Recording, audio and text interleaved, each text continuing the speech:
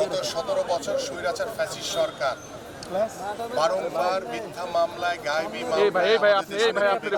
জিয়াকে যেভাবে কারো অন্তরীণ অবস্থায় রেখেছিলেন এবং কারো অন্তরীণ অবস্থায় তিনি গুরুতর অসুস্থ হয়ে অনেকবার হসপিটালে ভর্তি হয়েছেন এবং জীবন মৃত্যুর সন্ধিক্ষণে তিনি লড়াই করেছেন এবং আমরা বারংবার দলের পক্ষ থেকে এবং আমাদের পরিবারের পক্ষ থেকে বারবার বলা হয়েছে যে উন্নত চিকিৎসার জন্য তার বিদেশে যাওয়া দরকার।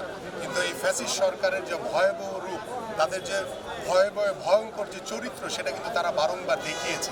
বাট 5ই আগস্টের পরে যখন আমাদের দেশনেত্রী বেগম খালেদা জিয়া স্বাধীনভাবে মুক্ত হয়েছে, দীর্ঘ প্রায় 8 বছর পরে তিনি উন্নত চিকিৎসার জন্য বিদেশে গমন করছেন। আমরা দোয়া করি যে দ্রুত সময়ের ভিতরে তিনি সুস্থ হয়ে আবার আমাদের মাঝে ফিরে আসবেন, উনি বাংলাদেশকে আবার নেতৃত্ব দিবেন, কারণ বাংলাদেশের সবচেয়ে জনপ্রিয় নেত্রী এবং তিনি এই ফ্যাসিস্ট সরকারের সাথে কোনো প্রকার আপোষ করেননি। তিনি কারো অন্তরীণ অবস্থায় তিনি স্বেচ্ছায় কারাবরণ মেনে নিয়েছেন, কারণ বাংলাদেশের এই গণতান্ত্রিক মানুষের জন্য।